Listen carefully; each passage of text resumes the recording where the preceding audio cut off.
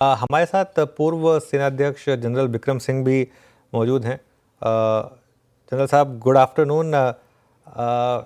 क्या good afternoon, जय हिंद, जय हिंद, गुड आफ्टरनून, जय हिंद। बिल्कुल, और जय हिंद की सेना।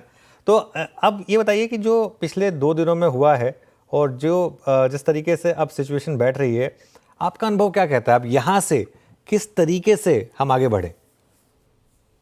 देखिए, हमारी जो पॉलिसी, जो डिक्लेरेटरी पॉलिसी हमारी है, जो ऑनरेबल प्रधानमंत्री जी ने, डिफेंस मिनिस्टर ने, फॉरेन मिनिस्टर ने, फॉरेन सेक्रेटरी ने जो बताया है कि हम बेसिकली हम प्रोएक्टिव नहीं हैं, हम काउंटर कर रहे हैं जो पाकिस्तान कर रहा है। हम एस्केलेट नहीं करना चाहते हैं, हमारी नॉन एस्केलेटरी जो है वो हम एक स्ट्रेटजी अडॉप्ट कर रहे हैं। तो अभी ये पूरा निर्भर करेगा पाकिस्तान के ऊपर, उनकी सेना के ऊपर कि वो क्या कार्रवाई करते हैं। उसके तहत, उसको देखते हुए जो हमारी स्ट्रेटजी है उसको ऑल्टर किया जाएगा और आगे उसको टैकल किया जाएगा। लेकिन मुझे लगता है कि ये कार्रवाई थोड़ी चलती रहेगी पाकिस्तान की तरफ से, क्योंकि इन्होंने जो करने की कोशिश की थी, क्योंकि देखिए हमने जो इनके 9 जो इनके टेररिस्ट कैंप थे जो कि खास अहमियत रखते थे, जिसके अंदर की हिजबुल मुजाहिदीन का लश्कर तोयबा का मुदीर के अंदर और जैश ए मोहम्मद का भावलपुर के अंदर, ये जो हमने डिस्ट्रॉय किए हैं, ये बहुत एक बड़ा झटका है उनकी टेररिस्ट तंजीमों को। और टेररिस्ट तंजीम जो है ये स्ट्रेटेजिक एसेट था पाकिस्तानी आर्मी का, ये हमेशा उनका स्ट्रेटेजिक एसेट रहा है, जिसका ये इस्तेमाल करते रहे हैं।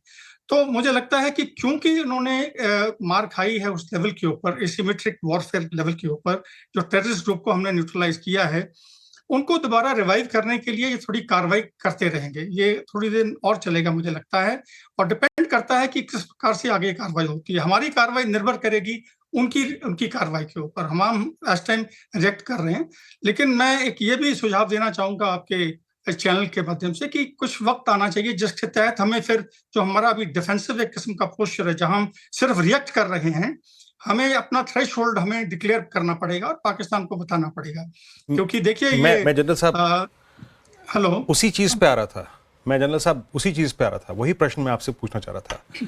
कल जो हुआ कि कभी भी किसी, अगर आप देखें युद्ध की स्थिति में एक म्यूचुअल अंडरस्टैंडिंग होती है कि आप मेरे मिलिट्री एस्टेब्लिशमेंट्स पे, मेरा रेजिडेंशियल एरियाज पे आप हिट नहीं करेंगे। लेकिन कल जो जम्मू में इनिशियली स्टार्ट हुई वो फायरिंग, वो मिसाइल लॉन्चिंग, वो आपने जिस तरीके से स्ट्राइक किया, क्या ये भारत को चुभ रहा है इस वक्त? ये हमारे इसको एक्सेप्ट करना मुश्किल होगा? देखिए, पहली बात को बता दूं, जंगे मैदान के अंदर, वॉर फाइटिंग स्ट्रेटेजी के अंदर कोई अंडरस्टैंडिंग नहीं होती है दुश्मन के साथ, जैसे आपने कहा है। ये अंडरस्टैंडिंग होती है जिनीवा कन्वेंशंस के तहत।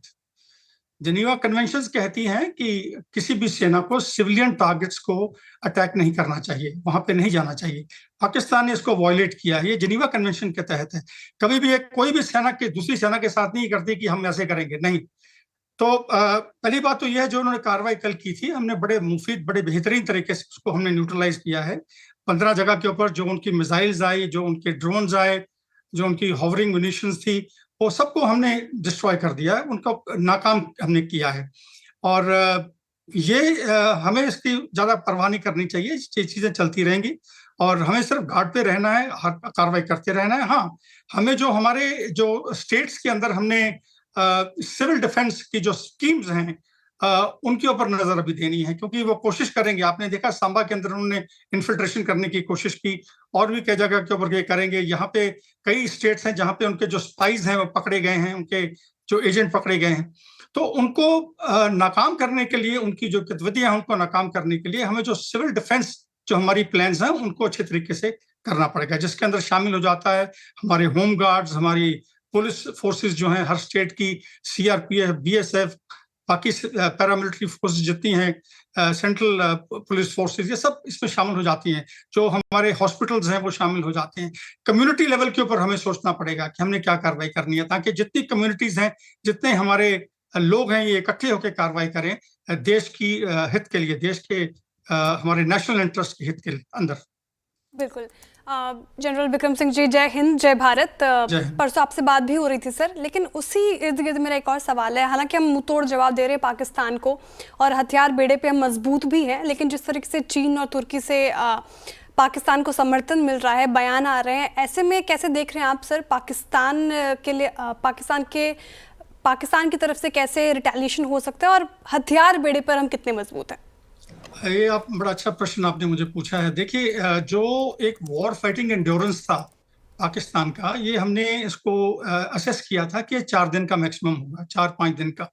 और ये वॉर फाइटिंग जो एंड्योरेंस होता है, जो अहमियत काबिलियत होती है, ये निर्भर करती है कि आपके जो जो लॉजिस्टिक एचेलॉन्स हैं, आपका एम्यूनिशन आपके पास कितने दिन का बचा है, आपकी सप्लाईज कितनी देर की बची हैं, आपके पास जो फ्यूल है वो कितनी देर के लिए बचा है। ये सब चीज़ों को दिमाग में रखते हुए, मद्देनजर रखते हुए हम इवॉल्व करते हैं कि उसकी वॉर फाइटिंग पोटेंशियल, उसका वॉर फाइटिंग एंड्योरेंस क्या है।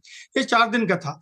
लेकिन जैसे आपने बताया कि अभी हमारे इसके अंदर, अभी पूरी गेम प्लान के अंदर तुर्की आ चुका है, चाइना भी है। यकीनन ये उनसे सपोर्ट मिली है, अदरवाइज जिस प्रकार से ये पाकिस्तान की सेना ने हमला किया है कल 15 इंस्टॉलेशंस के ऊपर और रात पे कई जगह के ऊपर ये फायरिंग करते रहे, ये यकीनन इनको मदद मिली है। और इसका इम्पैक्ट सिर्फ ये होगा कि जो एक छोटा वॉर होना था या छोटी जो कन्फ्लिक्ट होनी थी, ये प्रोलॉन्ग हो सकती है। लेकिन मैं इतना आपको बता दूं कि हमारी सेना जो है बड़ा बेहतरीन तरीके से वो इस टाइम पॉइज्ड है। हमारा कॉम्बैट पावर बेहतरीन है, बहुत अच्छा है इनसे। अगर आप देखें, मैं शायद आप ही के चैनल पे मैंने पहले बताया था कि जब आप देखते हैं ग्लोबल फायर पावर इंडेक्स, उसके अंदर हम 4थे स्थान पे हैं और पाकिस्तान 12वें स्थान पे है। तो अगर उनको मदद भी मिलती है तो जब तक वो मदद का ठीक इस्तेमाल कर सकेंगे, उनका जो फायर पावर इंडेक्स है उसके अंदर ज्यादा ऊपर नहीं आ सकते हैं, ना ही उसकी काबिलियत बढ़ेगी। तो इससे हमें घबराना नहीं चाहिए, सिर्फ हमने ये देखना है कि हमारा नुकसान नहीं होना चाहिए। जिसके अंदर, जैसे मैंने पहले कहा, इस वक्त देश के सब जितने हमारे देशवासी हैं, उनकी आंखें और कान खुले रहने चाहिए देखने के लिए कि हमारे इंटरनल सिक्योरिटी के अंदर कोई गलत काम ना हो। अगर कोई उनके फिफ्थ कॉलमनिस्ट या उनके कोई एजेंट घूम रहे हैं, उनको पकड़ के पुलिस को बताया जाए, उनको पकड़ा जाए, उनके ऊपर एक्शन हो, ये हमने देखते रहना है। हमारी कार्रवाई ठीक होनी चाहिए और हमने इन्फिल्ट्रेशन को नहीं होने देना, इसको देखते रहना है। बिल्कुल सर, बहुत बहुत शुक्रिया सर आज हमारे साथ जुड़ने के लिए। आपने अपना समय दिया, उसके लिए बहुत शुक्रिया सर।